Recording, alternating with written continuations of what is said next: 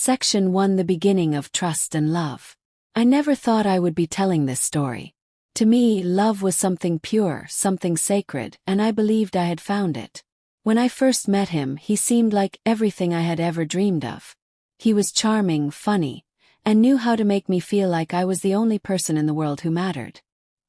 His eyes carried warmth, and his voice always carried reassurance. With him I felt safe. With him I felt chosen. Our relationship started like something out of a movie.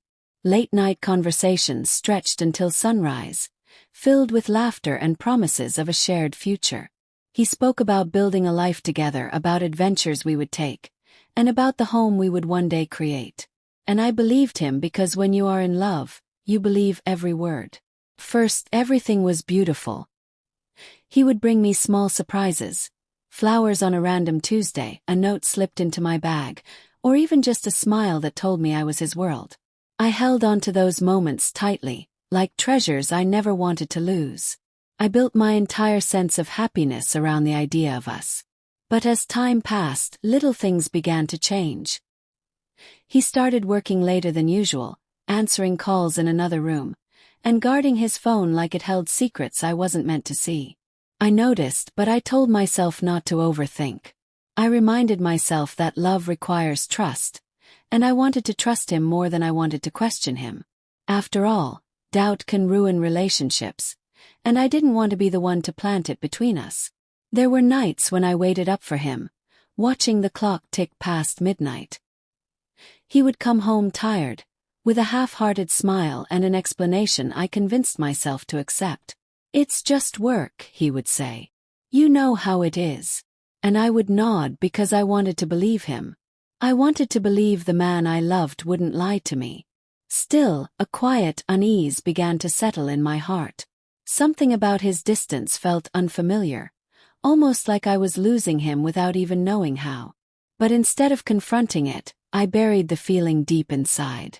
I told myself this was just a phase, that every relationship has ups and downs, and that our love was too strong to be shaken by small doubts. What I didn't know was that these small cracks in our foundation were only the beginning. That behind his reassurances and smiles, there was a truth I wasn't ready to face. And soon, I would come to realize that the man I trusted more than anything had already broken a promise I didn't even know he had made. Open Book Section 2: The First Betrayal. The day I found out, it didn't come like a thunderstorm. It came quietly, in the most ordinary way. I was cleaning the living room when his phone buzzed on the table. Normally I would never look. Trust was something I valued. But that day, something inside me whispered to check. I hesitated, my hands shaking as I reached for it. The message was simple.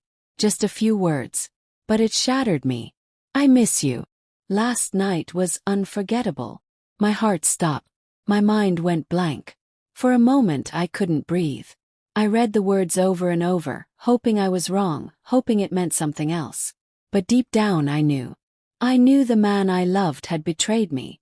When he walked through the door that evening, I couldn't hold it in. The tears burned before the words even left my mouth. "Who is she?" I asked, my voice breaking. He froze, his face draining of color. For the first time, I saw guilt written all over him. He didn't deny it. He didn't even try. Instead, he begged. He fell to his knees, tears in his eyes, swearing it was only once. "I made a mistake," he whispered. "It didn't mean anything. Please believe me. It will never happen again." I wanted to scream. I wanted to walk away. But my love for him, the memories we had built, the dreams we had shared, they all pulled me back. I stood there, torn between my broken heart and my desperate hope that maybe, just maybe, he meant it when he said it would only happen once. That night I couldn't sleep. His words echoed in my head. Only once. Never again. I clung to them like a lifeline, trying to convince myself that people make mistakes, that forgiveness is part of love. But deep inside, a wound had opened, one that no apology could truly heal. I told him I would give him another chance. I told myself that love deserved forgiveness. But as I lay awake next to him, staring at the ceiling, I wondered, could I ever truly forget? Could I ever trust him the same way again? What I didn't realize was that the promise he made that night, the promise that it was only once, would turn out to be the cruelest lie of all. Section 3. The repeated lies. For a while things seemed different. After that night, he became more attentive, more present. He sent me messages during the day just to say he loved me. He took me out on small dates again, reminding me of how we started. For a moment, I almost believed we were healing. I wanted to believe that his mistake had taught him something, that our love was strong enough to survive. But slowly, almost quietly, the old patterns began to return. He stayed late at work more often. His phone was always within reach, the screen turned away from me. He became distant, not in obvious ways, but in the little things that used to matter. Fewer hugs, less laughter, eyes that seemed distracted when I spoke. My heart told me something was wrong. I tried to ignore it, tried to silence the voice inside me that said he was slipping back into the same behavior. I had forgiven him once, and I wanted to believe that forgiveness meant moving forward, not digging up old wounds. But intuition is rarely wrong, and mine was screaming. One night, when he was in the shower, his phone buzzed again. My hands shook as I picked it up. I told myself I didn't want to look, but the truth was, I already knew. And there it was, proof staring back at me. Another woman. Another betrayal. Words that cut even deeper than the first time. I felt my stomach twist in pain. My chest tightened and tears blurred my vision. This wasn't only once. This was a choice. Pattern. A truth I had been too afraid to face. When I confronted him, the fight was louder, sharper, filled with all the rage I had buried before. "You promised me," I shouted. "You said it was only once." He had no real answer this time. Just apologies that felt empty, excuses that sounded rehearsed. He told me he didn't want to lose me, but his actions had already proven otherwise. Each word he spoke was like salt on an open wound. In that moment something inside me broke. The trust, the love, the hope, they all shattered.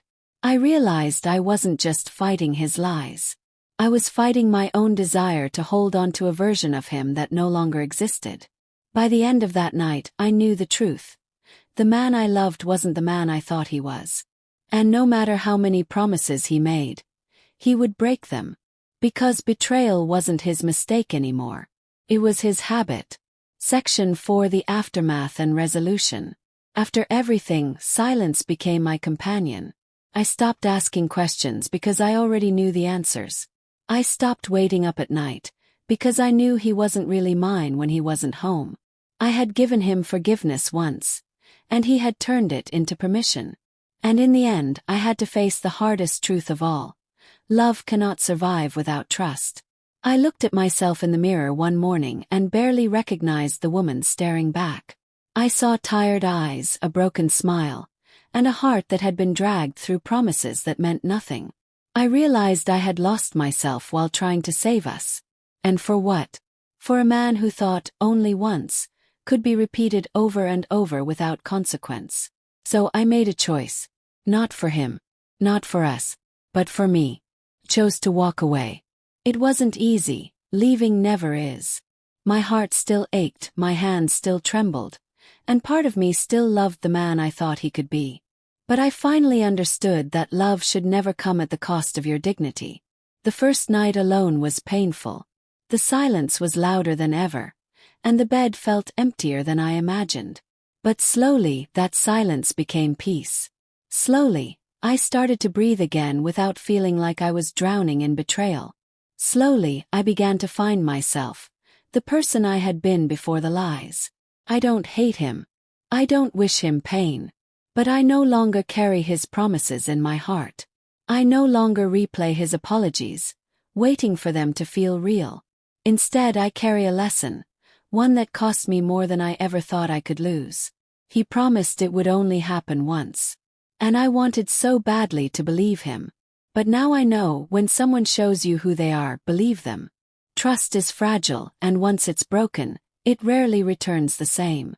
I share my story because I know there are others who have been where I was, holding on to broken promises, convincing themselves that betrayal is just a mistake.